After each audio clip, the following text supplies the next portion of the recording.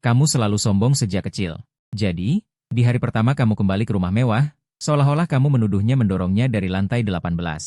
Menghadapi caci maki seluruh keluarga, bukannya menjelaskan, kamu malah dengan santainya mengaku. Ya, benar, itu aku. MUNJ terkejut, lalu dengan wajah muram berkata, karena kamu sudah mengaku, cepat minta maaf pada adikmu. Kamu mencibir, menggelengkan kepala, maksudku, memang aku yang mendorongnya. Tapi bukan sekarang. Begitu kata-kata itu keluar, kamu maju dan menarik rambut MU Baichuan, menyeretnya ke arah tangga. MUNJ melihat itu, wajahnya pucat karena terkejut. MUG, apa yang kamu lakukan? Cepat lepaskan adikmu. Dia meraung dan mencoba menghentikanmu. Tanpa berkata apa-apa, kamu melakukan tendangan berputar ke wajahnya. Dia tidak siap dan kamu menendangnya terbang. Dia jatuh terhempas ke tanah. Bajingan, kamu gila? MUNJ menatapmu dengan mata merah dan meninju ke arahmu. Kamu menangkap pergelangan tangannya. Tanpa ragu, kamu menamparnya balik. Plak, MUNJ langsung terjatuh ke tanah. Wajahnya memerah karena marah, dia benar-benar tertegun. MUG, kamu mau memberontak? Berani menyerang ayah dan ibu. Kakak kedua, MU Yusia, berlari maju dan memarahimu sambil menunjuk hidungmu. Plak, kamu menamparnya dan dia jatuh di samping MUNJ. Hanya dia yang kena, bukan kamu. Takut aku pilih kasih, ya? Kamu menatap MUU, yang masih tercengang. Kakak tertua, MU Yulu, dan kakak ketiga, MU Yukian, melihat situasi ini. Langkah yang tadinya mau maju langsung terhenti. Mereka berbalik untuk menolong MUNJ yang tergeletak di tanah. Sementara MU Baichuan masih berjuang mati-matian di tanganmu. Tapi dia tidak bisa melepaskan diri dari tanganmu. Dia hanya bisa berteriak putus asa. Kakak tertua, kakak kedua, kakak ketiga. Tolong selamatkan aku. Kamu menyapu pandanganmu ke semua orang di aula yang marah tapi tak berani bersuara. Lalu menyeret MU Baichuan seperti anjing mati ke lantai 3. Semuanya lihat baik-baik. Beginilah aku mendorongnya. Setelah berkata, kamu menendangnya turun. Baichuan. Semua orang panik melihat kejadian itu dan buru-buru menyerbu. Tetapi ketika mereka tiba, MU Baichuan sudah tergeletak dengan memar di wajahnya. Darah mengalir dari dahinya, mewarnai tangga. Jelas lukanya parah. Kamu mengangguk sedikit. Nah, ini baru benar. Jatuh dari lantai atas ya beginilah. Mana mungkin bisa seperti tadi tanpa luka? Jadi, kamu menatap serius kerumunan di bawah. Sudah jelas kan? Mau aku demonstrasikan sekali lagi? MUG, kakak ketiga MU Yukian meraung. Kamu mau membunuh Baichuan? Kamu perlahan menuruni tangga, dengan ekspresi tak berdaya. Bukankah kalian yang bilang aku mendorongnya ke bawah? Sekarang aku sudah memenuhi keinginan kalian. Kenapa sekarang kalian tidak senang? MU Yukian mencoba menjelaskan. Baichuan begitu baik, mana mungkin dia menjebakmu? Meskipun bukan kamu yang mendorongnya, mungkin saja dia terjatuh sendiri dan terluka parah, makanya dia mengira kamu yang mendorongnya. Tapi bagaimanapun, kamu kan bisa menjelaskan saja. Haruskah kamu benar-benar mendorong Baichuan jatuh lagi? Kamu mengangguk. Kalau hanya sekali jatuh saja kalian sudah meragukanku. Maka aku harus mencoba beberapa kali lagi. Kakak ketiga, bagaimana kalau kali ini giliranmu yang mencoba? Mendengar ini, MU Yukian gemetar seketika. Wajahnya pucat pasi.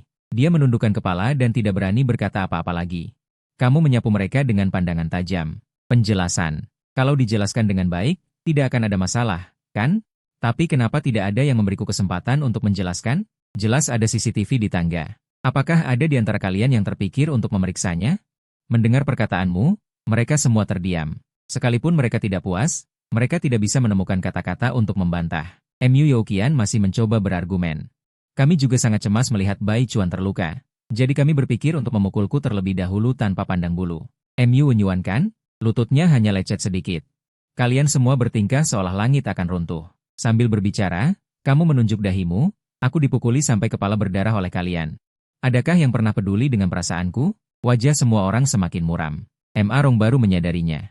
Luka di dahimu yang disebabkan oleh MUNJ masih berdarah. Dia tiba-tiba menangis deras dan menatap MUNJ. Bajingan! Mengapa kamu begitu kejam? MUG juga putramu. MUNJ, yang sudah terlempar ke tanah, sudah menahan diri. Sekarang dia semakin marah. Baiklah, baiklah, aku hanya memukulnya beberapa kali. Bukankah pepatah lama mengatakan bahwa anak yang baik lahir dari cambuk?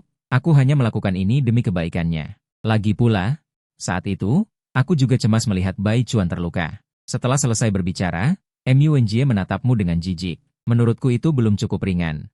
Bajingan kecil ini berani memukul orang tua kandungnya sendiri. Menurutku dia pantas diajari. Kamu mengangguk. Benar, sebelum usia 8 tahun, aku di panti asuhan. Setelah usia 8 tahun, aku tinggal bersama kakekku. Kalian memang tidak pernah membesarkanku.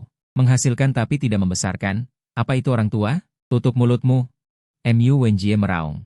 Apapun yang terjadi, darah kami mengalir dalam dirimu. Ini adalah fakta yang tidak akan pernah bisa kamu ubah.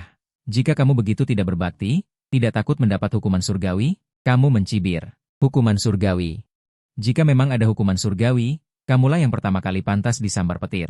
Mendengar ini, ekspresi Mu Wenjie berubah dan keringat dingin mulai mengucur. Kamu menatapnya dengan tajam. Takut? Berani kamu katakan bahwa kematian kakek tidak ada hubungannya sama sekali denganmu? Dia langsung kehilangan pertahanannya. Anak nakal, kamu mengigau. Aku akan merobek mulutmu. Wajah Mu Wenjie berubah drastis. Melihat ekspresinya yang gugup dan bersalah, tebakan di hatimu semakin kuat. Mu Wenjie, dengarkan baik-baik. Sebaiknya jangan sampai aku menemukan sesuatu. Kalau tidak, aku akan menguliti kulitmu.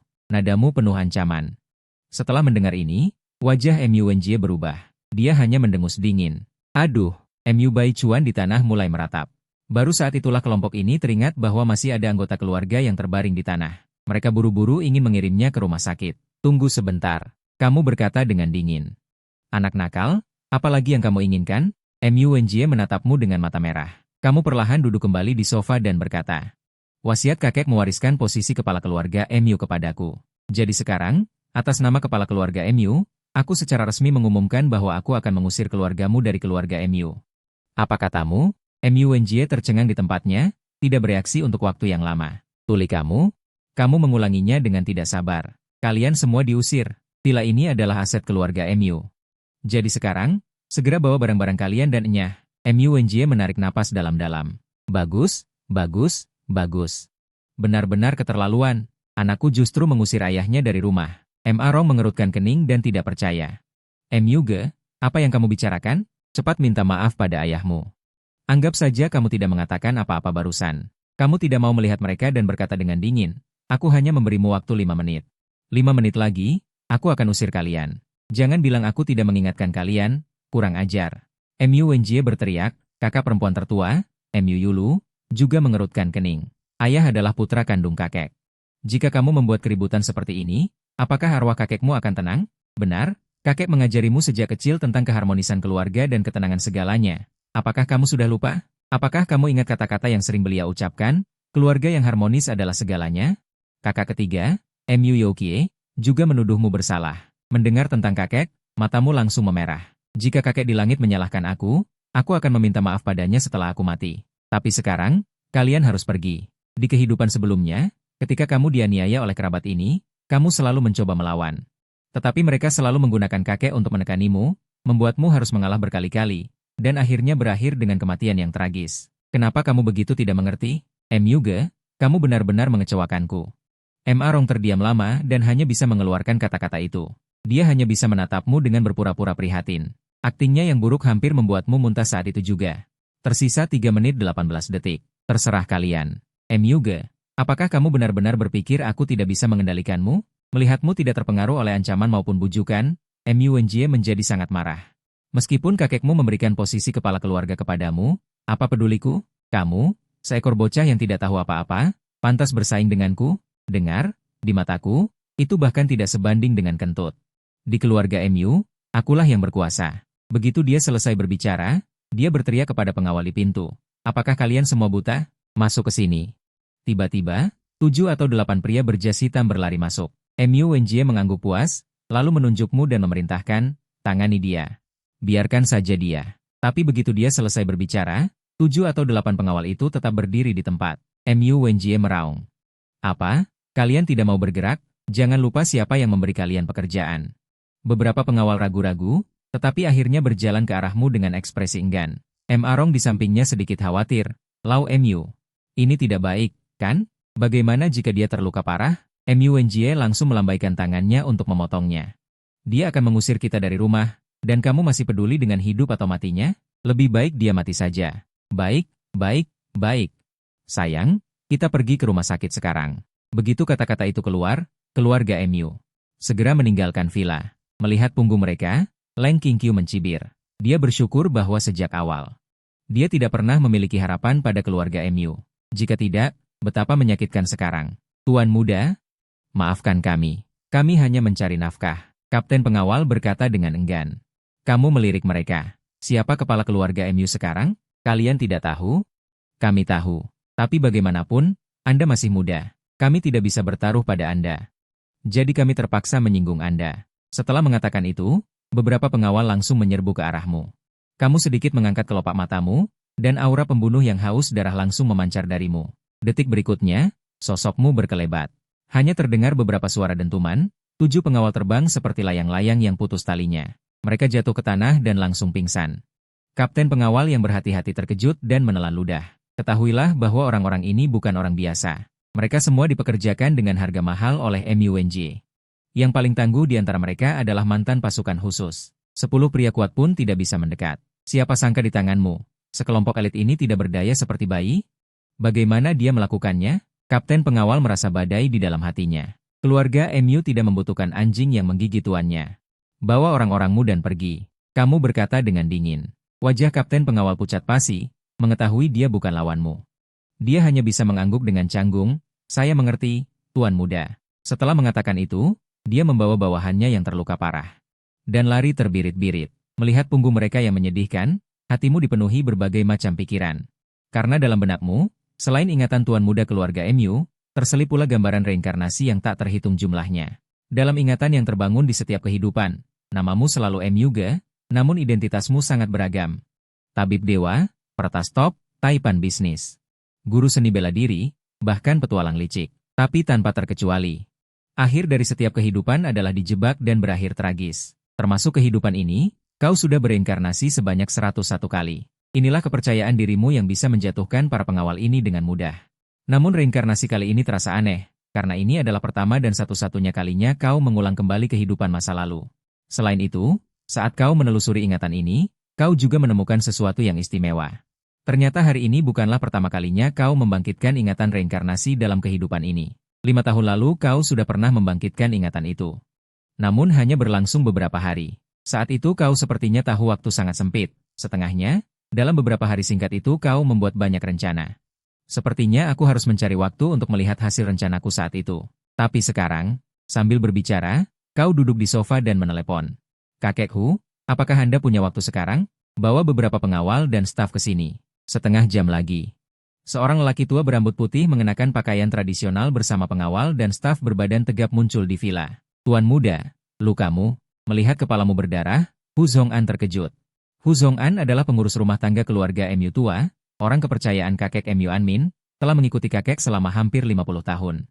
Dia melihatmu tumbuh besar. Di kehidupan sebelumnya, saat kau diintimidasi oleh MUNJ dan yang lainnya, dia selalu melindungimu. Sayangnya, dia sudah tua dan pergi tak lama kemudian. Tidak apa-apa, nanti akan diobati. Semua orang sudah di sini, kan? Ya, semuanya sudah di sini. 30 pengawal, 15 orang staf termasuk pengasuh dan sopir. Kau menunjuk pengawal dan staf sambil memerintah. Kalian bertiga naik ke atas dan buang semua barang di kamar keluar. Pengawal dan staf segera bertindak. Tumpukan demi tumpukan barang dibuang ke depan pintu masuk villa. Tuan muda, apa yang kau lakukan? Aku telah mengusir keluarga MUNJ dari keluarga MU. Barang-barang mereka tentu tidak berhak berada di sini. Kau tuangkan teh untuk Hu Zhong'an dan dirimu sendiri, lalu duduk. Setelah beberapa saat, Hu Zhong'an tertawa terbahak-bahak. Tuan muda memang sudah dewasa.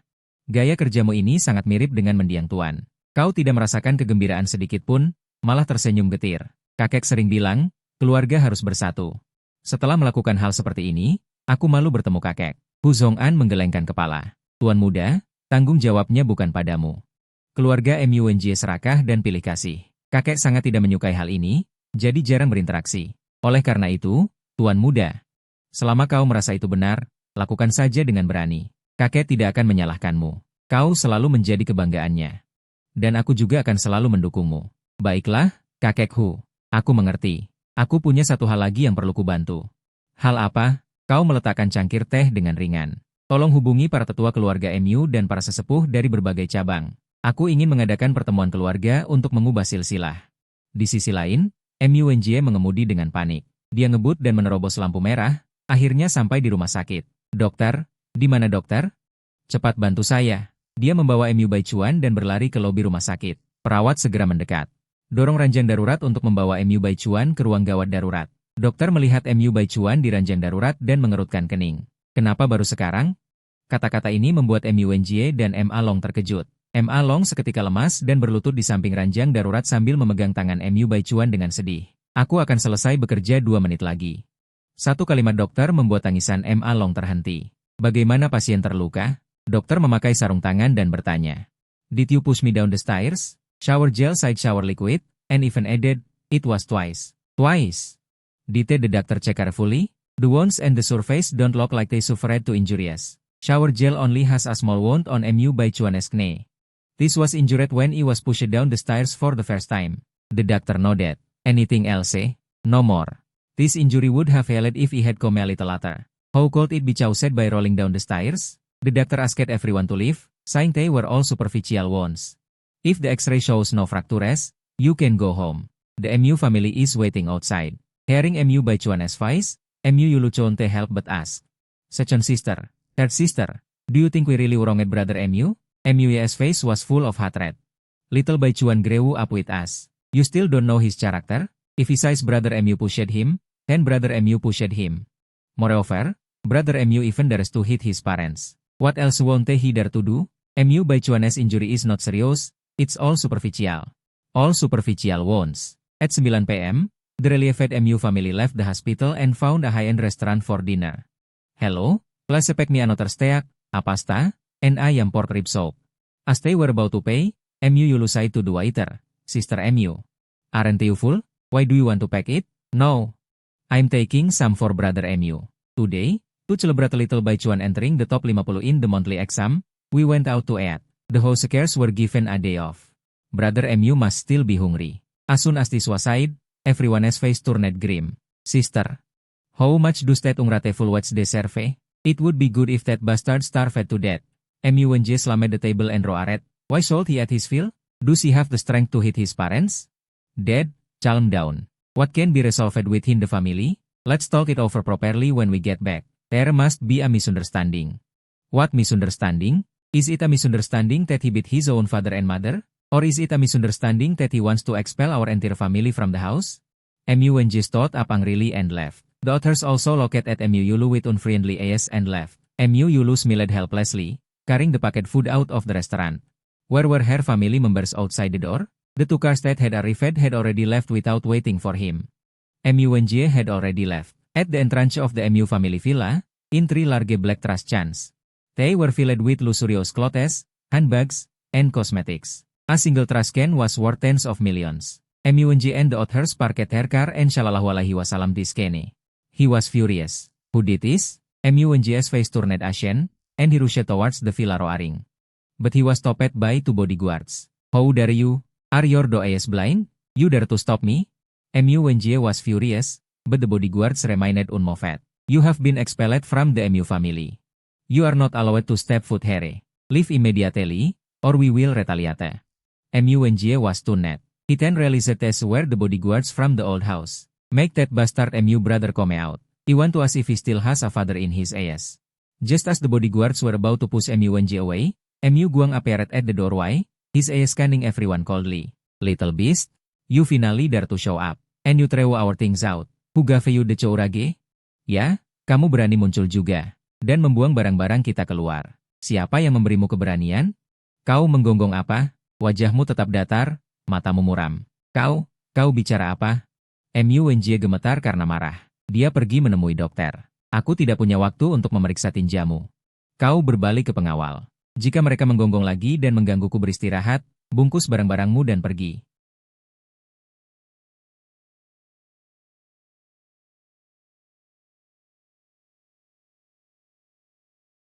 Kau datang, KMU, bajingan itu gila. Dia membuang semua barang kita dan menyakiti kita. MU Yokian mencengkeram tangan MU Yulu. Matanya membelalak ketakutan. Turunkan ayahku dulu. MU Yulu mencoba menyelamatkan MU Wenjie, tetapi pengawal Wensi tidak bergerak. Dia sangat cemas sampai menangis. Dia berbalik kepadamu. Kakak, tolong demi wajahku, jangan membuat masalah. Kita kan keluarga. Baiklah, kalau begitu, kau ganti dia. Kata-katamu setajam pisau. MU Yulu terkejut. Ini pertama kalinya dia tahu kau begitu mendominasi. KMU, kebencian ayah dan anak tidak bertahan sampai malam. Ayah sebenarnya keras kepala tetapi berhati lembut. Dalam perjalanan kembali, dia terus menyalahkan dirinya sendiri karena memukulmu dan ingin meminta maaf. Dia juga khawatir kau belum makan dan memintaku membungkus makanan. Lihat, ini semua makanan kesukaanmu. Dia mengangkat makanan dan memaksakan senyum. Kau diam saja dan menerima makanan. Melihat hidangan yang lezat, dia tertawa. Plak, steak yang dihancurkan dilemparkan ke wajah Mu Baichuan. Steak itu adalah makanan kesukaan Mu Baichuan. Plak, piring itu dilemparkan ke Mu Yue. Piring itu adalah makanan kesukaan Mu Yue. Akhirnya, plak, sup iga babi dan talas dibanting ke tanah. Sup iga babi dan talas adalah makanan kesukaanmu sendiri. Aku alergi talas. Sup panas mengalir ke betismu. Mu Yulu menangis terseduh-seduh. Satu sisi kakinya sakit, sisi lain hatinya sakit. Baru saat itulah dia menyadari kau bahkan tidak tahu apa makanan kesukaannya atau apa yang membuatnya alergi. Sebagai seorang kakak, dia merasa gagal. Kak Mu, apakah perlu sampai seperti ini? Kami mengakui kami mengabaikanmu selama ini, tetapi apakah kau perlu bertindak begitu kejam? Kau menyuruh orang membuang barang-barang kami dan melempar makanan ke kami. Kau merasa senang, bukan? Ya, aku senang. Menghadapi pertanyaan Mu Yue, matamu hanya dingin. Kau, Mu Yue sangat marah, menunjukmu, begitu marah sampai dia tidak bisa bicara. Aku tidak punya waktu untuk mendengarkan kalian berdebat di sini. Cepat pergi. Aku hanya memberimu 3 detik. 3. Aku akan berdiri di sini dan melihat apa yang bisa kau lakukan padaku. Mu Yue menyilangkan tangan di pinggang dan menatapmu tanpa rasa takut. 2. Lanjutkanlah mengancam. Mu Yue masih menatapmu dengan marah. Kakak kedua, jangan memaksakan diri. Ayo pergi dulu. Aku tidak akan pergi. Aku ingin melihat apa yang bisa dia lakukan padaku. Mu Yue berkata dengan tegas. 1. Kau menghabiskan hitungan terakhirmu. Kalian tidak akan punya kesempatan. Sambil berkata begitu, kau berbalik tanpa menengok dan berjalan ke villa. Tiba-tiba, lebih dari selusin pengawal keluar serempak dari halaman. Masing-masing memancarkan aura dingin. Mu Yue dan yang lainnya saling memandang. Akhirnya menyadari keseriusan situasi. Ayo pergi. Kita pergi sekarang. Mu Yulu tampak panik. Dia menuntun semua orang untuk berlari kembali ke mobil dengan tergesa-gesa. Mu Yue berdiri terpaku di tempat sebentar, lalu tertinggal saat berlari. Dan hanya karena satu langkah itu, seorang pengawal melangkah maju dengan cepat. Tangan kokohnya mencengkeram erat bahunya, lalu mengangkatnya di atas kepala dan melemparnya tanpa ampun. Beratnya yang hanya 100 kilo lebih, bagi para pengawal yang terlatih bertahun-tahun itu seringan bulu. Mu Yue langsung terlempar keluar 10 meter. Terbang keluar dari wilayah villa Mu, dia jatuh tersungkur di tanah, kesakitan sampai dia hampir tidak bisa bernapas. Yang lain, melihat ini, tidak berani berlama-lama. Cepat nyalakan mobil dan pergi. Kau berdiri di depan villa, melirik ke arah mobil yang menjauh. Lalu menarik pandanganmu. Dasar tak tahu malu. Di kamar Presiden Hotel Bintang 5. Mu duduk di sofa. Wajahnya penuh amarah, menghisap rokok satu demi satu. Anak tak berguna ini. Kalau tahu dia akan jadi seperti ini, dulu waktu lahir saja ku pendam di kloset. Dia mematikan puntung rokok, tatapannya sejenak menerawang, tapi cepat terganti kebencian yang lebih dalam. Beraninya kau bicara begitu? 10 tahun terakhir ini, apa kau pernah peduli padanya? Terutama beberapa bulan terakhir. Dia pindah kembali ke sini. Berapa kali kau memberinya pelajaran? Arong menatapnya dengan mata merah dan berkata dengan marah. Kau menyalahkanku sekarang, aku menghukumnya, dan kau tidak pernah menghentikanku. Lagi pula, dia tidak menindas Yai Baichuan, kenapa aku harus menghukumnya? Ibu yang terlalu memanjakan. Nasib buruk Mu ini semua karena kau memanjakannya. Melihat orang tuanya saling menyalahkan. Mu Yulu duduk di samping dengan sedih, hatinya campur aduk. Dia tidak tahu harus menyalahkan siapa atas situasi ini. Sepertinya semua orang punya masalah. Tapi juga bisa dimaklumi. Ayah, ibu, semua menyalahkan aku. Kakak adalah putra kandung kalian. Tapi sejak kecil terpisah, menderita segalanya. Sedangkan aku, anak yang tak tahu siapa orang tuanya, malah menikmati semua yang seharusnya miliknya. Aku minta maaf pada kakak. Dengan sedikit membaik, Mu Baichuan kembali ke keahliannya yang paling baik, si putri teh. Matanya berkaca-kaca, suaranya bergetar. Ayah, ibu, bagaimana kalau kalian usir aku saja dari keluarga Mu? Asalkan aku pergi, aku akan kembali meminta maaf pada kakak dan bersumpah tidak akan berhubungan dengannya lagi. Aku yakin kakak akan memaafkan kalian. Kalian bisa kembali ke villa. Mu dan Arong merasakan hati mereka tersayat. Putra kesayanganku. Apa yang kau katakan? Kami tidak akan mengusirmu. Kau adalah putra kesayangan ibu. Mengusirmu sama saja dengan membunuh ibu. Baichuan, jangan khawatir, hanya sebuah villa. Biarkan saja villa itu untuk bajingan itu. Besok kita akan membelikanmu yang baru. Lebih besar, lebih mewah. Nanti akan kusertakan namamu. Kau adalah putra yang paling kami cintai, aku dan ibumu. MU Wenjie mengusap kepala MU Baichuan dengan lembut, matanya penuh kasih sayang. Ya, Siai Baichuan, jangan bicara seperti itu lagi. Kita sekeluarga bersama lebih penting dari segalanya. Benar, secara lahiriah, kita diusir oleh MU Ge. Tapi dari sudut pandang lain, bukankah kita yang mengusirnya? Bagaimanapun, aku tidak pernah menganggapnya sebagai keluarga. MU Yulu dan MU Yokian menatap satu sama lain. Pemandangan keluarga yang hangat dan damai. Tapi MU Yulu sama sekali tidak merasa senang. Dulu jika mendengar perkataan MU Baichuan yang begitu munafik, dia pasti sangat sedih dan bersumpah akan melindunginya. Tapi sekarang mendengarnya, dia entah mengapa merasa ada yang terlalu manis. Kenapa dulu tidak menyadari MU Baichuan begitu manis saat berbicara? Karena besok akan melihat rumah, lebih baik istirahat lebih awal. MU Yulu menghela napas dan berjalan menuju kamarnya. Kakak, nanti tolong obati lukaku. Pengawal itu benar-benar memukulku dengan keras. Suruh yang ketiga mengobatimu, aku lelah. Setelah berkata begitu, MU Yulu masuk ke kamar dan menutup pintu. Apa yang dilakukan kakak tertua ini? Memasang wajah di depan siapa? MU Wenjie berkata dengan marah. Sudahlah, kurangi bicara. Yulu pasti tidak enak hati setelah dimarahi MU Ge. Dia pantas mendapatkannya. Membawakan makanan untuk orang lain, apakah kau pikir dia akan berterima kasih? MU Wenjie sengaja meninggikan suaranya. Di dalam kamar, MU Yulu bersandar di pintu. Hatinya penuh rasa campur aduk, ekspresinya tak terlukiskan kesepian. Klub surgawi. Klub pribadi paling mewah di Pinjiang, bahkan di seluruh wilayah Jiangnan. Siapapun yang datang ke sini untuk berbelanja pasti sangat kaya.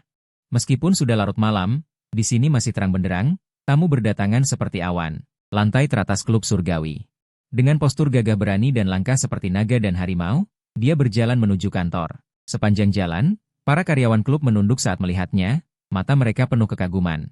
Karena dia bukan hanya pemilik klub Tiangong, tetapi juga kaisar bawah tanah yang tak terbantahkan di seluruh provinsi Jiangnan. Saat tiba di depan pintu kantor, melihat pintu tertutup, wajah Shen Yong berubah. Dia mendorong pintu dan melihat sesosok tubuh duduk di kursi kantor membelakanginya.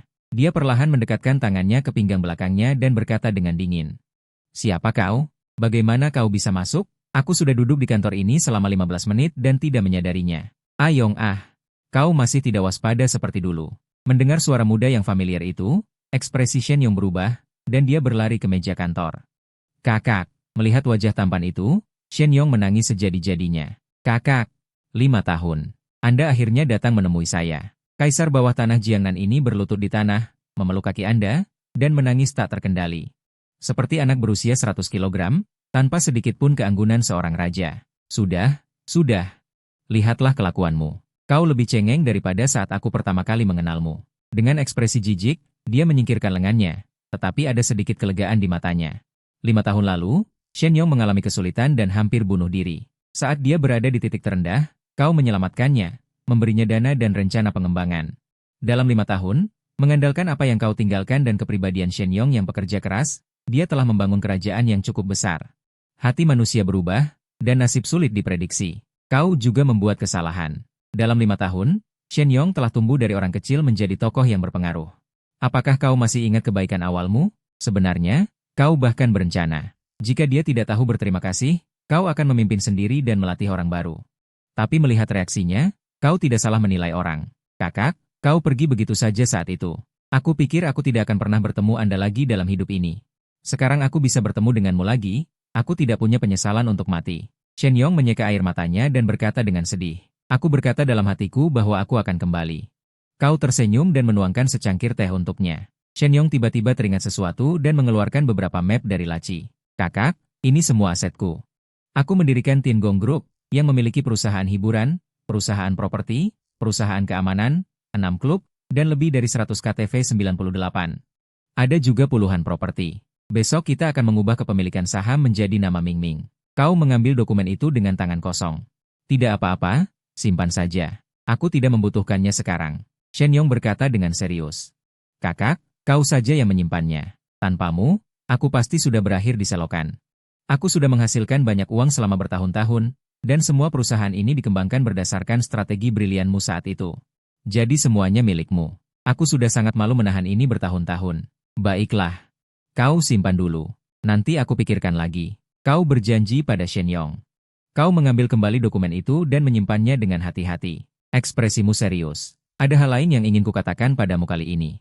Shen Yong segera menjadi serius, menegangkan tubuhnya dan bersiap. Apakah informasi yang kuberikan kepadamu saat itu di sistem masih berguna? Shen Yong mengangguk, mengeluarkan laptop dari brankas, dan membuka perangkat lunak khusus. Setelah memasukkan kata sandi yang sangat panjang, layar menampilkan data dan grafik yang padat. Sejak bawahanku mencapai skala tertentu, aku telah mengembangkan pekerjaan intelijen dengan kuat sesuai perintahmu.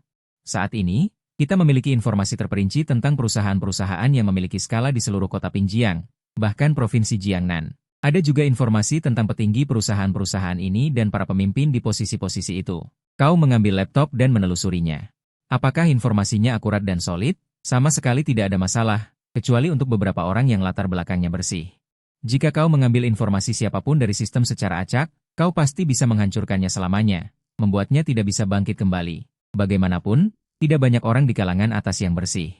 Kau mengangguk puas. Intelijen sangat penting kapan saja.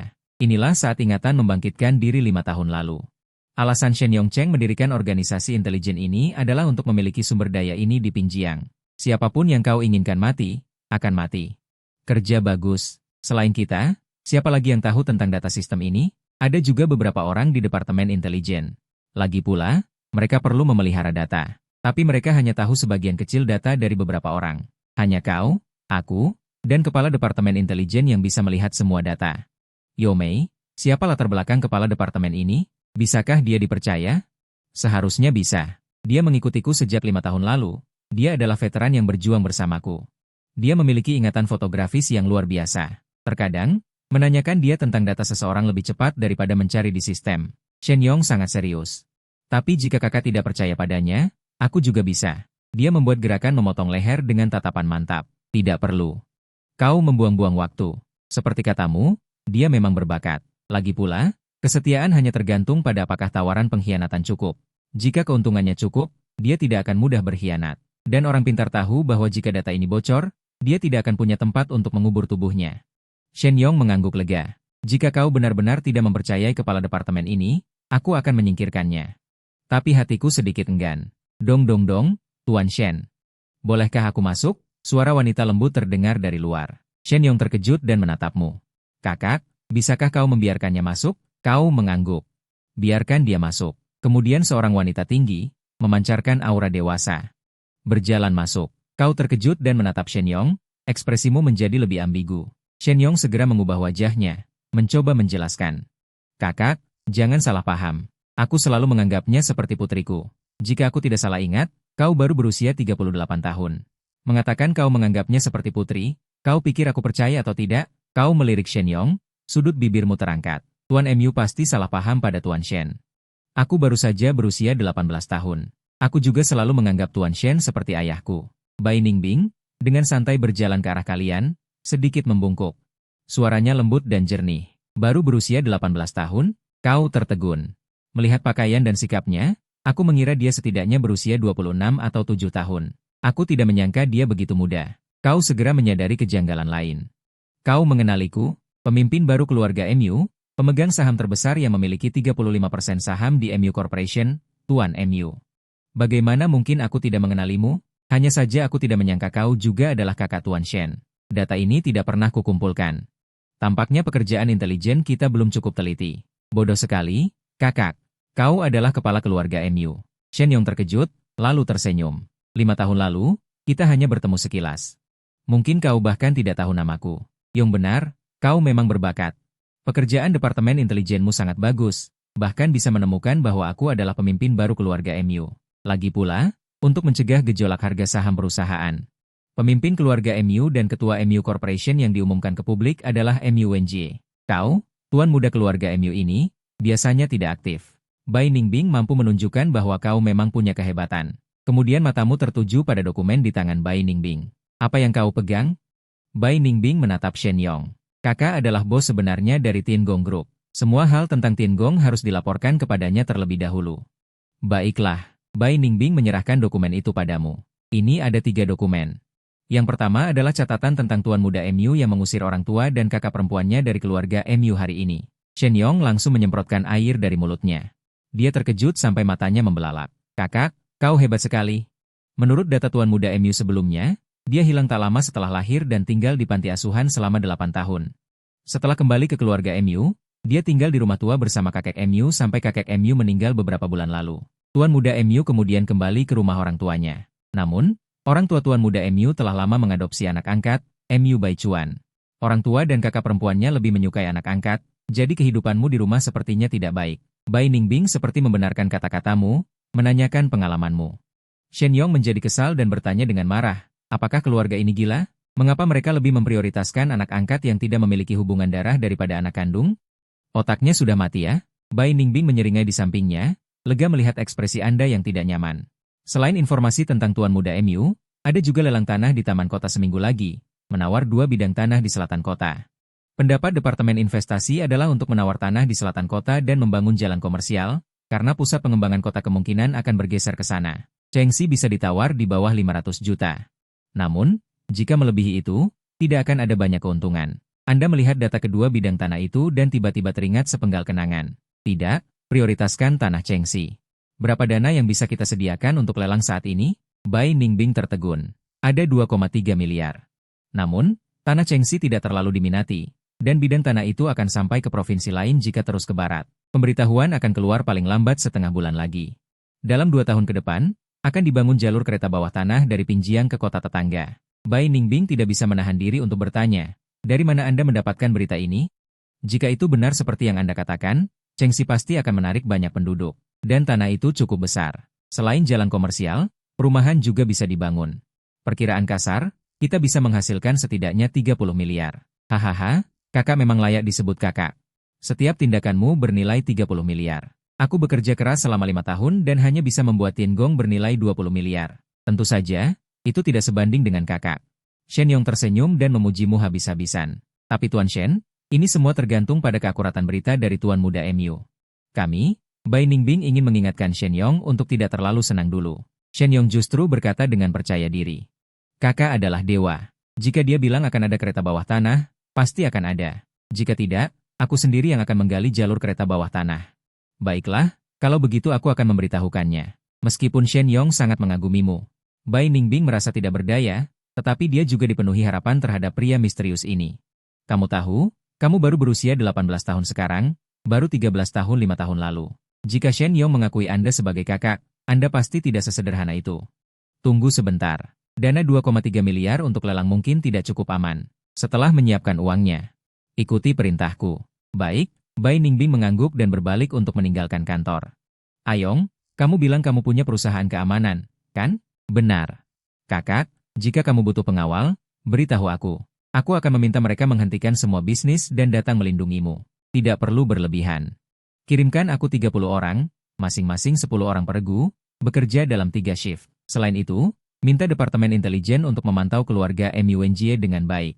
Setiap malam, susun laporan dan kirimkan kepadaku. Catat semua yang mereka lakukan, setiap kata yang mereka ucapkan, tanpa ada yang terlewat. Tidak masalah, kakak, percayakan padaku. Shen Yong menepuk dadanya dan berjanji.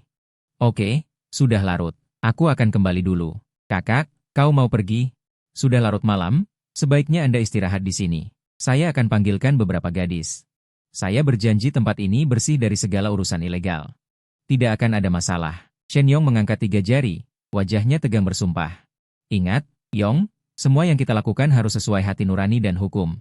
Kita tidak perlu melakukan hal-hal ilegal untuk hidup dengan baik. Saya mengerti. Kak, Anda mengajarkan saya untuk selalu mengingatnya. Dulu, untuk berkembang, mungkin ada beberapa tindakan yang kurang tepat. Tapi sejak berjalan di jalur yang benar, saya tidak pernah melakukan hal ilegal apapun. Bagus, ingat saja. Saya pergi sekarang. Tidak perlu mengantar. Suatu pagi, ketika Anda bersiap-siap untuk keluar, seseorang yang tak terduga muncul di depan gerbang villa. Kenapa kamu ada di sini?